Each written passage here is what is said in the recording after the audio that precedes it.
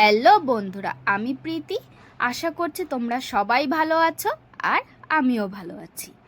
আর আজকে তোমাদের সাথে আমি দেখাবো একটা নিউ রেসিপি, যেটা আমি আমার মন থেকে করেছি। সেটা হলো বাঁধাকপি বাটা। আর এই বাঁধাকপি বাটা হলে আর কিচ্ছু লাগে না ভাতের সাথে। প্রথমে আমি পেঁয়াজ, ধনেপাতা আর বাঁধাকপি বেটে নেবো। আর হ্যাঁ, বাঁধাকপিটা আগে নুন হলুদ দিয়ে আমি সেদ্ধ করে নিয়েছিলাম, তারপর সেটা একসাথে বেটে আর একদিকে পোস্ত, সর্ষে আর শুকনো লঙ্কা বেটে নিয়েছি, আর একদিকে টমেটো বাটা। আর এইগুলো সব একসাথে বাটবে না, আলাদা আলাদা বাটবে। যেমন সর্ষে, পোস্ত, শুকনো লঙ্কা, টমেটোটা আলাদা, আর বাঁধাকপি, ধনেপাতা, পেঁয়াজটা একসাথে বাটবে। তারপর সব কিছু বাটা হয়ে গেলে কড়াইটা বসিয়ে দেবে উনানে। আর আমি উনানে করেছিলাম, গ্যাসে করিনি। আর কড়াইটা গরম হয়ে গেলে তেলটা দিয়ে দেবে, আর এতে একটু তেলের পরিমাণটা বেশিই লাগে। তারপরে কালো জিরে, শুকনো লঙ্কা দিয়ে তেলে ভালো মতো লাল লাল গরম হয়ে গেলে তারপরে আমাদের প্রথমে যেটা দিতে হবে সেটা হচ্ছে বাঁধাকপি বাটা, যেটা তেলে দিয়ে দেবো। তারপরে তেলে দিয়ে দেওয়ার পর বাঁধাকপি বাটাটা ভালোভাবে মিশিয়ে মানে তারপর দিয়ে দিতে হবে টমেটো বাটা। টমেটো বাটা দিয়ে ভালো করে, এটা মেন হচ্ছে ভালো করে নাড়াতে হবে যাতে পোড়াটা না লেগে যায়। আর বাটাটা আমি যেরকমভাবে তেলে যেভাবে দিচ্ছি সেইভাবেই কিন্তু দেবেন আপনারা।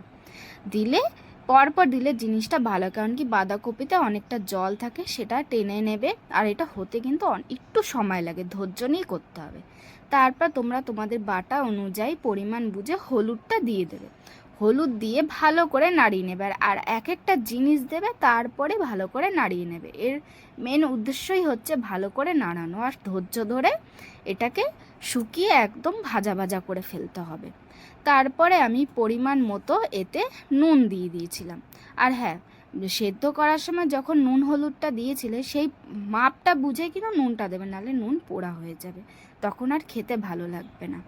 নুনটা দিয়ে আমি তারপর ভালো করে নাড়িয়ে সুন্দর করে নাড়িয়ে নেবে একদম। আর এটা হলেও সত্যি মায়েরই বলছি, ব্যাপক লাগে, ব্যাপক।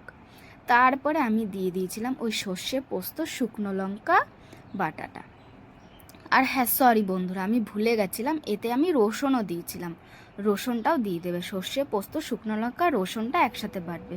আমায় ক্ষমা করো বন্ধুরা, আমি বলতে ভুলে গেছিলাম প্রথমে। আর তারপরে ভালো করে নাড়িয়ে নেবে। দেখেছো তো, একটার পর একটা দিয়ে ভালো করে কিন্তু নাড়াতে হবে, আর তলায় যেন না লেগে যায়। লেগে গেলেই কিন্তু এর টেস্টটা পুরো নষ্ট হয়ে যাবে। আর সত্যি বলছি, তোমরা এটা করে খেও, দারুণ লাগে, দারুণ। তারপরে এটা যখন আমার একটু তেলটা কম হয়ে গেছিলো, প্রথমে তেলটা অল্পই দেবে, তারপর লাগলেই তেলটা দেবে, কারণ এটা তেল আগে দিলে কি হয়, বাঁধাকপির জলটা পুরো টানে, তো তার জন্য এটা পরে দেবে, তেলটা পরে আবার দিয়ে ভালো করে কিন্তু ভাজা ভাজা করবে। তারপর হ্যাঁ, আরেকটা জিনিস এতে লাগে হচ্ছে ভিনিগার। একটু ভিনিগার দিয়ে দেবে বন্ধুরা। তোমাদের বাড়িতে যদি ভিনিগার থাকে অবশ্যই ভিনিগারটা দেবে, ভিনিগারে দিলে টেস্টটা আরও বেড়ে যায়। তারপরে পরিমাণ মতো চিনি দিয়ে ভালো করে ভাজা ভাজা শুকনো শুকনো করে নিতে হবে। দেখেছো আমারটা কি সুন্দর ভাজা হয়েছে, একদম একদম যত তুমি এটা ভাজা ভাজা করবে তত টেস্টি হবে। মানে কতটা ছিল আর কয়টুখানি হয়ে গেল। তারপরে এটা পুরো ভাজা ভাজা হয়ে গেলে তারপরে তোমরা এটাকে নামিয়ে দিতে পারো, কিন্তু একটু ধৈর্য ধরে করো বন্ধুরা। আর রেডি আমার বাঁধাকপি বাটা। আর আমার বাড়ির লোকরা খেয়ে সবাই বলেছে দারুণ হয়েছে, দারুণ। আর আমার এই রেসিপিটা তোমাদের ভালো লাগলে অবশ্যই ভালোবেসে একটা লাইক, সাবস্ক্রাইব করে দিও বন্ধুরা। আর তোমরা যদি আরও রেসিপি পেতে চাও একটা কমেন্ট করো। Bye bye.